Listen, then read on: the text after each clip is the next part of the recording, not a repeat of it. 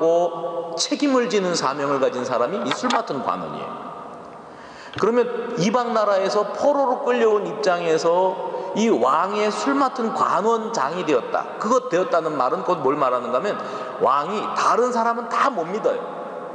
오로지 나는 느헤미야를 믿겠다 하고 그를 가장 가까운 곳에다 두고 너는 누구든지 나를 해하고자 하는 사람에게서 나를 지켜주는 그 역할, 이 음식 부분에 있어서 네가 책임을 져라. 지금으로 치면 경호실장을 맡긴 거예요. 그러면 포로로 끌려온 사람들 가운데에서 느헤미야는 그 당시로서는 최고로 출세한 자리입니다. 왜냐하면 왕의 최측근이었으니까. 왕이 가장 가까운 데다가 두고 그를 신임하고 또 그와 함께하고 했던 그 자리가 바로 이 느헤미야가 있었던 자리였습니다. 그러면 적어도 포로 생활을 하고 있는 많은 사람들 가운데에서 느헤미야만큼 편하게 사는 사람, 느헤미야만큼 출세 가도를 달리고 있는 사람은 없었다는 이야기입니다. 자기 동족들은 종살이 하느라고 비참하고 나라를 잃고 주권을 잃고 영토를 잃고 고향 땅을 그리워하며 바라보며 자기들이 하나님 앞에 범죄했던 것들에 대하여 후회하며 그렇게 세월을 보내고 있었다 할지라도 느헤미야만큼은 그래도 나는 왕궁에 들어와서 왕을 섬기면서 이렇게 호의호식하고 잘 먹고 잘 살고 출세를 하고 또 미래가 보장된 삶을 살아가니까 우리 동족들이나 우리 조국이 어떻게 되든지 말든지 그건 나하고는 상관이 없다. 이렇게 살아도 누가 뭘 할 사람 하나도 없었다는 겁니다.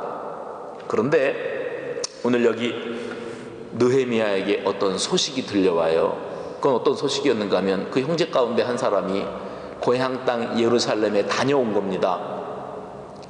고향 땅에 다녀와가지고 고향 소식을 들려주는 거예요. 우리 고향 예루살렘은 완전히 회파되어서 그래서 다 무너지고 불에 타고 그리고 그 땅에 살던 우리들은 여기에 끌려와 있고 그 땅에는 이방인들이 들어와 갖고 주인 노릇을 하고 살더라. 그 소리를 들으니까 느헤미야가 막 가슴이 아팠대요. 그래서 오늘 여기 본문 말씀 보면은 4절 한번 보시겠습니까? 4절 읽어보세요. 느헤미야가 고향 소식 듣고 어떤 마음이었는가 읽어봅니다. 시작. 내가 이 말을 듣고 울고 슬퍼하며 하나님 앞에 금식하며 기도하였다. 이게 느헤미야의 반응이었습니다. 조국의 소식을 듣고 고향의 이야기를 듣고 너무너무 가슴이 아파서 슬퍼하며 울며 금식하였다. 밤에 잠이 안 오고요, 입맛이 다 없고요, 고향 생각만 하면, 조국 생각만 하면 밤에 잠이 안 왔대요. 이게 느헤미야였어요. 그래서 남다른 위치에 있는 것이 느헤미야에게 있어서 이것이 남다른 사명이었다고 하는 사실이 오늘 여기 느헤미야 1장에서 우리에게 보여주고 있는 내용이라고 말씀드릴 수 있습니다. 제가 어디서 이런 글을 읽었어요. 여러분에게 읽어드릴 테니까 뭐 빨리 쓸 수 있는 분은 베껴 쓰시고 그냥 귀담아 들으실 분들은 들어만 두세요. 잘 들어보십시오. 남보다 더 가졌으면 부유함이 아닙니다. 사명입니다. 남보다 더 아파하는 것이 있다면 고통이 아닙니다. 사명입니다. 남보다 더 설레는 꿈을 가졌다면 망상이 아닙니다. 사명입니다. 남보다 더 부담되는 어떤 것이 있다면 그것은 짐이 아닙니다. 사명입니다. 나의 삶 가운데 벌어지고 있는 모든 일들을 다 이건 사명이야. 하나님이 나에게 맡기시는 일이야. 그렇게 생각할 줄을 알아야 그 사람이 진정한 하나님의 자녀라고 말씀을 드릴 수 있다는 겁니다. 느헤미야는 고향 소식 듣고서는 남다른 사명감을 깨닫게 되었습니다. 그것은 무엇인가 하면 이건 남의 일이 아니다. 내 조국이 이렇게 되고 우리 본향이 이렇게 되었다는데 내가 나 지금 이 순간 잘 먹고 잘 살 수 있다고 해서 거기에 어떻게 되든 말든 난 모르는 일이야. 나하고는 상관없는 일이야. 그럴 수 없었다는 거예요. 느헤미야는 괴로웠습니다. 마음이 아팠습니다. 밤에 잠이 오지 않았습니다. 내 개인의 안위와 평안한 삶을 뒤로하고 지금 이 순간에 하나님이 나에게 무엇을 기대하시는가, 이 시대적인 사명, 나의 삶의 현 위치에서 내가 감당해야 될 교회를 위한, 복음을 위한, 하나님의 나라를 위한 내 사명이 무엇인가를 생각할 줄 알았다면 그 사람은 존재 목적, 이 땅 위에 하나님이 나를 왜 보내셨는지에 대해서 제대로 간파한 사람이라고 말씀을 드릴 수가 있습니다. 실제로 느헤미야는 예루살렘 성 재건하는 일에 팔을 걷어붙이거든요. 그러면 예루살렘 성 재건을 위해서 느헤미야가 팔을 걷어붙였을 때 온갖 오해와 모함과 핍박이 있었습니다. 심지어는 가족들과도 떨어지내야 했고 자기가 가진 전 재산을 내어놔야 됐고 그런 희생을 했음에도 불구하고 좋은 소리 듣지 못했습니다. 사람들은 색안경을 끼고 쳐다보는 거예요. 그럼에도 불구하고 그가 그렇게 열심히 헌신하다가 내가 나 잘나서 나 드러내려고 그러는 줄 아냐? 너희들이 이렇게 나올 줄 알았으면 내가 처음부터 시작을 하지 말 걸 그랬다. 나 예루살렘 성 재건하는 일 하지 않아도 나 한 사람 편하게 먹고 사는 데는 문제가 없었어. 그런데 내가 가지고 있는 이 신분과 지위가 우리 민족들을 대신해서 내가 많은 사람들을 이끌고 예루살렘으로 돌아가서 그 예루살렘 성을 재건할 수 있는 그 사명을 하나님이 나에게 주셨기에 내가 그 사명 감당하기 위해서 이러는 거지, 니들한테 칭송 듣고 내 이름을 드높이려고 그러는 거라면 나의 일 손대지도 않았다. 사실 느헤미야가요, 오해받고 모함받고 그랬으면 정내미가 떨어져서라도 그 일 손 안 댔을지도 몰라요. 그러나 그것이 사명이었기에, 나 아니면은 그 일을 감당할 사람이 없었기에 그는 그 일에 자기 모든 것을 내어놓습니다. 그게 멋있는 거예요. 여러분, 사명자의 길을 걸으시기를 주의 이름으로 축원합니다. 그런데 이 사명자의 길을 걷기 위해서는 반드시 뭐가 필요한가 하면 내가 가진 것을 내려놓는 결단, 같이 해봅시다. 내려놓는 결단. 내가 얼마나 많은 것을 내려놓아야 되는지에 대해서 여러분이 각오가 되어 있으셔야 돼요. 사실 이때 당시에 느헤미야만큼 출세한 사람이 세상에 없었습니다. 그런데요, 느헤미야는 옛날에 요셉이 그랬듯이 그래요. 요셉은 어땠습니까? 요셉은요, 아버지 야곱의 12아들 가운데 한 아들로서 아버지의 특별한 총애와 사랑을 받지요. 그런데 형들이 그 요셉만 아버지가 너무 이뻐하니까 그건 너무 미워하고 질투가 나가지고 그 동생을 데려다가 웅덩이에다 갖다 집어 던져놔요. 죽이려고 그랬던 거예요 원래. 그러다가 꺼내갖고 또 팔아버려요. 팔려갔어요. 아버지는 까맣게 모릅니다. 아들이 죽었다고 생각을 하고, 죽은 아들 그리워하면서 세월 보냈지요. 가슴에 묻었을 거예요.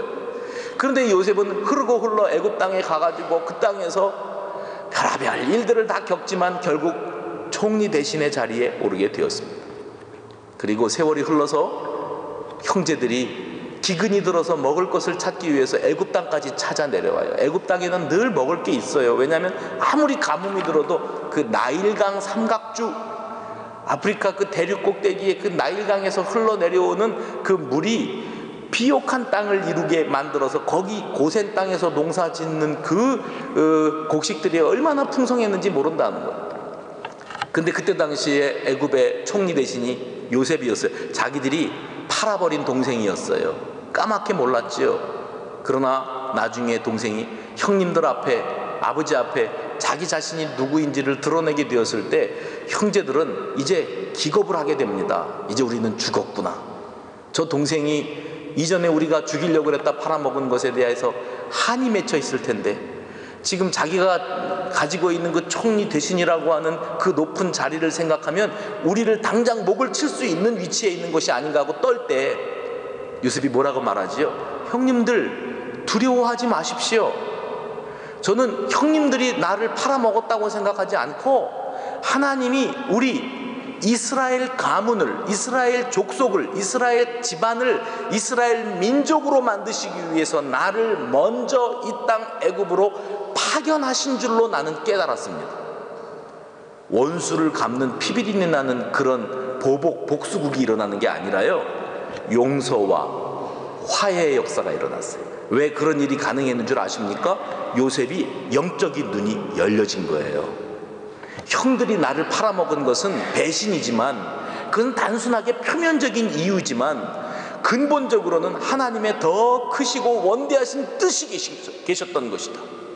저들은 나를 팔아버렸고 나를 버리고 나를 잊었겠지만 나는 이 애굽 땅에 흘러들어와서 고통 가운데 서러움 가운데 세월을 보냈지만 이제 돌아보니 하나님이 나를 통하여 이스라엘의 후손, 야곱의 후손들을, 이스라엘 민족을 만드시기 위하여 그 축복의 통로로 나를 먼저 파견해 놓으셨던 것이었구나. 그게 내 사명이었구나. 자기 사명. 요셉은 그걸 깨달아요. 그래서 누구 원망하고 미워할 것도 없다는 거예요. 이제 와서 용서하고 화해하고 가족이 하나가 됩니다. 에스더 이야기 아십니까? 왕후의 자리에 오르잖아요. 왕후의 자리에 오르었을 때에 민족이 멸절을 당할 만한 위경을 만날 때가 찾아오잖아요. 그때 그 삼촌이 뭐라고 말을 합니까? 네가 너에게 하나님이 맡겨주신 사명, 너 혼자 왕의 아내가 되어서 권세를 가지고 영화를 누리고 살아가는 것으로만 만족을 한다면 하나님이 너를 가만히 두지 않으실 것이다. 바로 이때를 위해서 하나님이 너를 이 자리에다가 올려놓으신 줄 누가 알겠느냐? 성경입니다. 오늘 여기 느헤미야예요. 포로로 잡혀온 포로 출신으로서 최고로 출세한 왕의 최측근이 되어 있는 이 입장에서 조국이 어려움을 당하고 있다고 하는 소식을 들었을 때 우리 조국은 이미 하나님 앞에 범죄해서 멸망을 당했으니 그건 돌아볼 것도 없고 우리 동족들이 어떻게 되든지 나만 일단 잘 먹고 잘 살면 되지, 이게 아니었다는 거예요. 밤에 잠이 오지 않았어요. 밥이 목에 넘어가질 않았어요. 눈물이 하염없이 쏟아졌어요. 하나님 앞에 기도했어요. 하나님, 우리 민족을 어찌하면 좋겠습니까? 우리 조국을 어떻게 했으면 좋겠습니까? 그래서 하나님과 교회를 위하여 해봅시다. 하나님과 교회를 위하여, 복음을 위하여 내가 할 일은 무엇입니까? 분명히 여러분 한 사람 한 사람에게 하나님이 사명을 주신 게 있어요. 그걸 빨리 깨달으시기를 주의 이름으로 축원합니다. 주님을 위하여 내가 할 일이 무엇이 있을까요? 복음을 위하여 내가 할 일이 무엇이 있을까요? 우리 교회를 위하여 내가 어디 한 모퉁이를 감당할 수 있을까요? 주님, 그것을 위하여 주께서 나에게 어떤 은사, 어떤 재능을 주셨든지, 내가 남들은 볼 수 없는 걸 볼 줄 알든지, 남들은 판단할 수 없는 판단력을 가졌든지, 남들은 할 줄 모르는 능력을 내가 가졌다면 그것을 나 잘 먹고 잘 살기 위한 것으로만 사용할 것이 아니라 주님을 위하여, 복음을 위하여, 선한 목자 교회를 위하여 내가 아낌없이 드리기를 원합니다. 그런 마음으로 살다 가면 그 사람이 사명의 사람, 사명 감당의 사람이 될 줄로 믿으시기 바랍니다. 여러분 다 부자 되세요. 나는 부자 되려는데도 아멘 안 하는 교회는 처음 와봤어요. 여러분 부자 되세요. 출세하세요. 그런데 부자 돼가지고 여러분만 잘 먹고 잘 살면 안 돼요. 그 부요함으로 복음 증거되는 일에 좀 멋지게 써보세요. 기도할 때 하나님, 나에게 물질의 축복을 주시옵소서. 그거 죄가 아닙니다. 부자 되는 게 왜 죄입니까? 부자 돼서 교만하고 지 배만 부르고 등 따서 할 생각만 하니까 그게 문제지요. 부자가 되면 주님 나에게 물질의 능력을 주시면 하나님의 복음을 위하여, 교회를 위하여 멋지게 한번 드려보고 싶습니다. 그러면 그 사람 부자 될 자격 있는 사람이에요. 여러분의 자손들이 출세하기 바랍니다. 빌빌대지 말고, 남들 밑에서 굽신굽신하지 말고 좀 많은 사람을 거느리고 막 출세해서 높은 자리에 오르고 영향력이 있는 사람들이 되기를 바랍니다. 그러면 그렇게 돼서 우리 아들, 우리 딸이 이렇게 잘 나가, 이렇게 훌륭해, 유명하게 출세했어, 그거 자랑거리 되려고 그러는 게 아니라 그렇게 많은 사람들의 주목을 받고 이름을 날리는 사람이 되어서 그 사람이 하나님을 두려워하고 하나님을 영화롭게 하고 하나님께 영광 돌리는 삶을 살아간다 할 때 밑에 있는 사람들이, 주변에 있는 사람들이 그를 바라보면서 야, 저렇게 이 유명한 사람이, 저렇게 능력 있는 사람, 저렇게 실력 있는 사람이 하나님을 두려워한다니 하면서 그 많은 사람들도 같이 하나님 앞에 엎드릴 수 있게 된다면 여러분 출세해야죠.